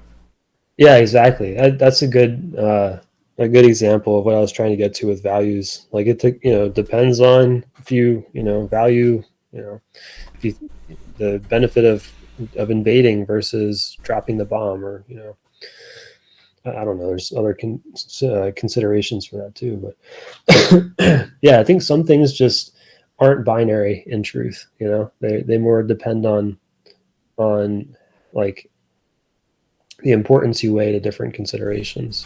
Yeah, And then there's that concept of like relativism. So like versus like an absolute truth, like truth is relative. And maybe that's kind of like what I'm getting at with like values. Things are just kind of more gray and squishy. And there's sure, like different arguments. Like moral dilemma, right? You have like a sick kid and you don't have money to buy medicine. Like, is it right to go steal sure. medicine, Yeah. even though you're not paying for it? Like you could come down either side of that, and there's good arguments for either side. But Same thing, like if you can imagine two opposing armies in a war and both sides think they're good and doing the truth, like so that might be an example of relative truth. yeah, yeah. And then I mean, what is it? Musk thinks that there's a good chance that we all live in a simulation. I actually love the simulation discussion. Yeah. So maybe that's the truth. It's all just a simulation. Yeah, I mean, it. Yeah, let's go in that direction because that prompts a lot of interesting points. Like, do we live in a simulation? And it's actually part of a. I think it's connected to a broader point about like free will. Like, do we have free will? If Yeah. you're in a computer simulation, you don't. I mean, you don't have free will, but you also don't have the understanding to know that you don't have free will in a way. So like if you and it if you think about like the way dimensions work, like if you're on one dimension, which would be like a line, you don't even have a frame of reference to understand being outside of that. So it's almost useless to think about it. Same with two dimensions. If you're in two dimensions, you can't understand three-dimensional space. And so we exist primarily in three dimensions. And so we some say like the fourth dimension is time, and like okay, I can kind of see that, but extrapolate that out some number of dimensions, you don't have the frame of reference to understand. So there could be, yeah, I mean, I can wrap my head around philosophically, there could be something out there that is able to set in motion reality as we understand it. I'm willing to entertain that thought. To me, the point about free will is I actually don't think it matters like if free will is real or not. And let me defend that by saying we at least have the illusion of free will. I can choose to pick up my water bottle or not. Now, whether or not that's encoded in a simulation, and I was always going to do that, whether I knew it or not, it doesn't matter because it's transparent to me. I at least think I have the ability to do it of my own free will. So that seems to be the much bigger point is that even if it is a simulation, it doesn't affect anything because there's no meaningful impact that's going to have on maybe you or your life or your decisions necessarily because you still have the illusion that you're in control. Yeah. Well, I think the idea of free will is kind of maybe nebulous a little bit, like unclear. Um, like, so free meaning what? Like, there's no cause of it? Like, so you're saying that something happened without a cause? Like it's not pre-programmed. Like it wasn't. There's two outcomes, and it's unknown which one is going to be chosen. You have the ability to pick either one, and it wasn't predetermined. Yeah. Yeah. Yeah. It still kind of feels weird. It's a tough concept. Yeah. But I mean, yeah, I've thought about this stuff before, and the conclusion I come to is it's important to believe that you have free will, regardless of like how to what extent that's true, ultimately, like something happening without a cause or whatever, but um or just random. But by believing that you have free will, you like you have that like empowerment to Sure. to choose. Like you believe you have the ability to choose something that maybe is more difficult or goes against the grain of momentum or whatever, and like you have that ability to do something for yourself. Which is a good feeling. I mean, the other side of that is sort of like a nihilistic approach that well, it doesn't matter anyway because I was always going to do this, and that'll sort of drive you to not do anything, right? Because Yeah. then you think it doesn't matter. But to your it, point, like you can make choices, you can change things. yeah, and I think it's also important for like um responsibility and liability. Hmm. Like, you have to be empowered to make your own choices in order to like choose responsibly. Like if you're not making your choices, how are you going to be held responsible, right? um and so if you're saying that there is no free will and that everything is already set out and it's just fate, basically, Right. like this happened because of fate, like that kind of seems like it could walk into an argument for I'm not responsible for whatever I just did because it was just fate. And then, it's like if that's your belief, then it can kind of become like a self-fulfilling thing, right? Like you're not going to Yeah, you're not going to act responsibly because you don't believe that you can. So that's a really good point, actually, about the self fulfilling prophecy. And I've seen this a lot over the years, even in my own life, but certainly with other people who are so convinced that maybe they can't get out of, I don't know, a dead end job, or that they've built up this idea in their mind that everything's going to be terrible, and then that ends up leading everything to be terrible because you think that. And so it's hard. It can be hard to break that cycle, but if you can, I mean, you can have exceptional results. And I think this is where you get a little bit of like, self-help style books like Believe in the Power of Now and like Believe in This, because if you're able to shift your frame of reference and sort of get outside of yourself in some ways, just by redirecting your thoughts can lead to different outcomes. So I totally agree with you. I think it's important to believe that you have free will.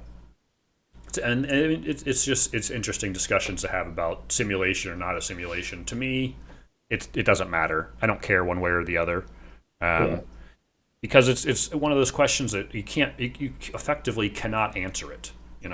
Like you can poke around it and think about it, but nobody can come up with any proof either way. right. So Yeah. it's almost immaterial to me, whether we are or we aren't. Yeah, that's one thing that kind of fascinates me with physics, right? Because it's like this incremental progression of knowledge, and like especially with like theoretical physics, and you have all these different theories for how the universe is ultimately constructed or how things fit together, and then over time through experiments that gets refined, and sometimes it can lead to refuting theories that have been in place for a while, or Yeah.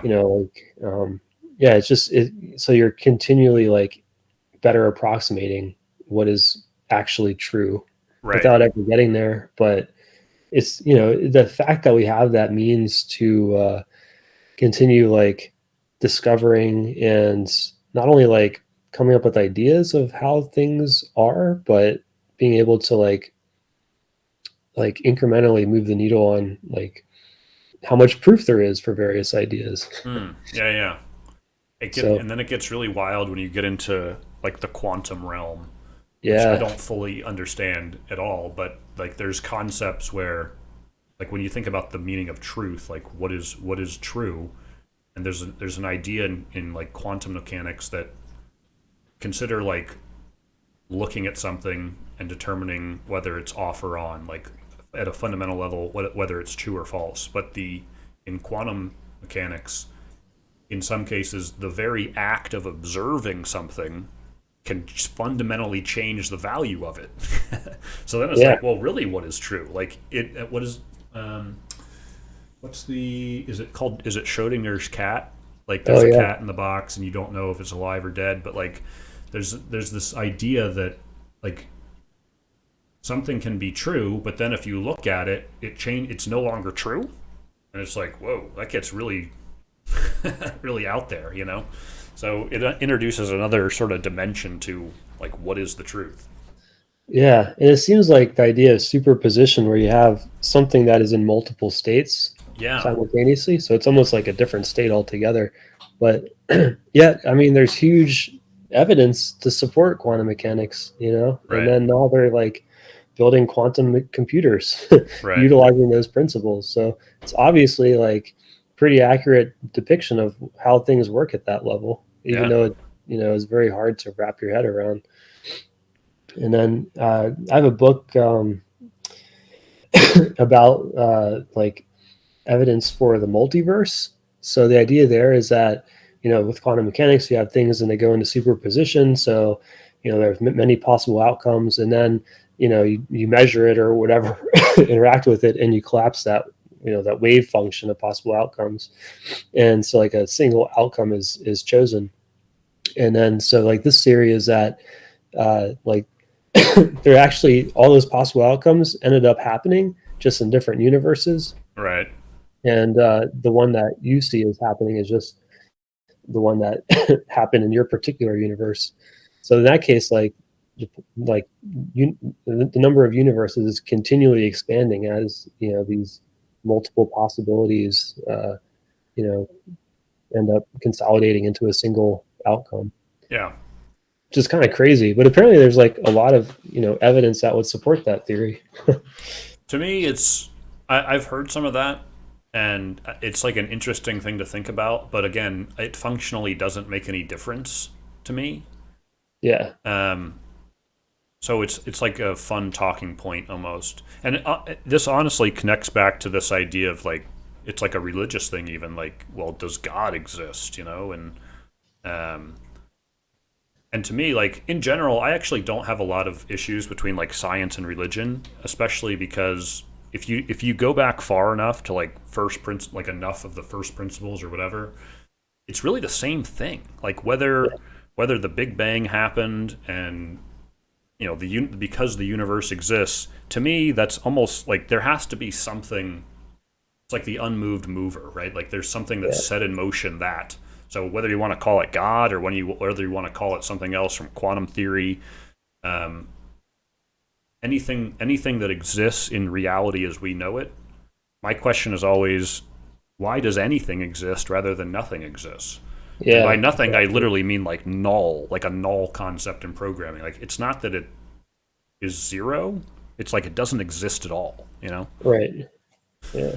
So fun things to think about, but yeah, I don't know. I don't know how like applicable that is to most people's daily life.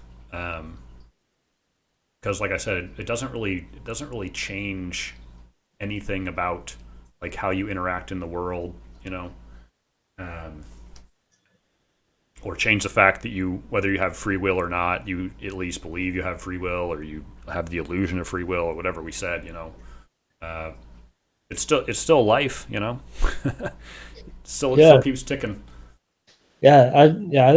I like thinking about like why does anything exist instead of nothing. And if I really sit and think about it, I tend to just end up feeling like a sense of awe. Just Yeah, like wow, like like we exist right now. Just kind of weird if you think about it. Like why are we existing instead of like there's just not being anything? right. And then so like awe and then I guess gratitude for like having this experience, like being in the moment or whatever. But yeah, I think the thing with religion is the dogma that gets associated with it, Yeah. and there's a whole lot of like I want to say baggage that is built up around it. And so like those like fundamental pieces of like thinking about like what God is or could be or whatever, or existing and like the here and now, it just it kind of gets covered up by all these other historical stories or beliefs or values that have built up around throughout various traditions. Mm-hmm. Yeah, it's So I'm with you on that one. It's almost like and we're talking about truth. It's almost people maybe willfully or even if it's oblivious to them, sort of distorting the truth in some way over time. And I think there's a lot of I mean, over the course of human history, it makes sense for say religions to want to expand, especially when they're like throughout the history of Europe when it's so intertwined with the state and it sort of distorts even what the original message was, in basically in the name of power, in the name of controlling people. Going right. going back to your kind of earlier discussion, about institutions and instruments becoming institutions. So yeah, I think it's a.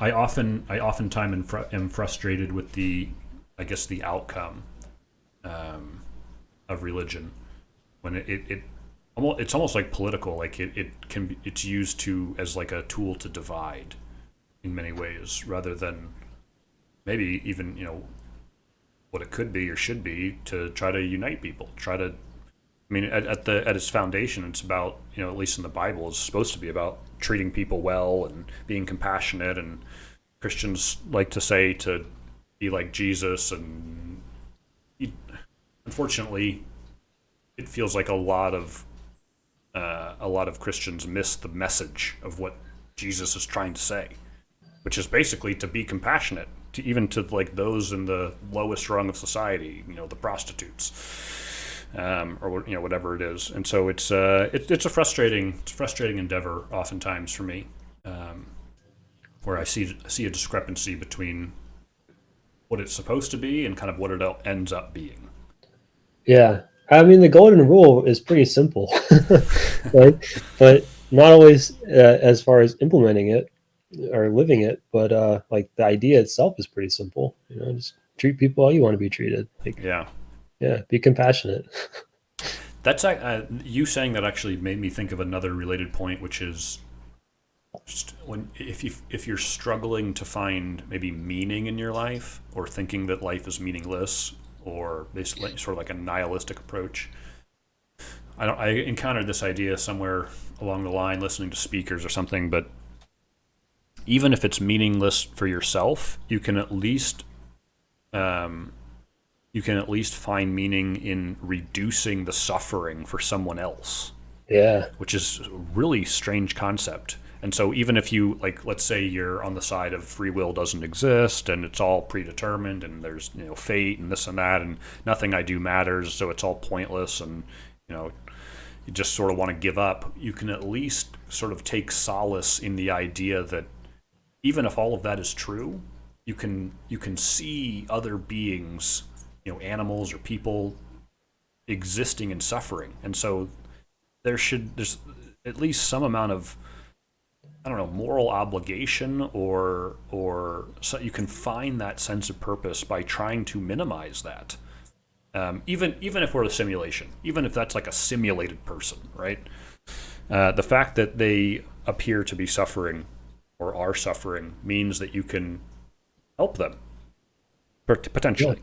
So it's an interesting concept to run around, about, and I think you see this in practice with people trying to find meaning by, maybe joining volunteer organizations, or working at a soup kitchen or something and trying to help people, and that seems to help guide. It can help guide your life, and can help offer you a reason to get up in the morning. Yeah. Yeah. I think like maybe another way of saying that is service, like the value of service, of serving others, of helping them, of, like addressing their needs. Yeah, And yeah, it can be hugely meaningful and like fulfilling to do that. Although there seems to be a lot of like lip service for that.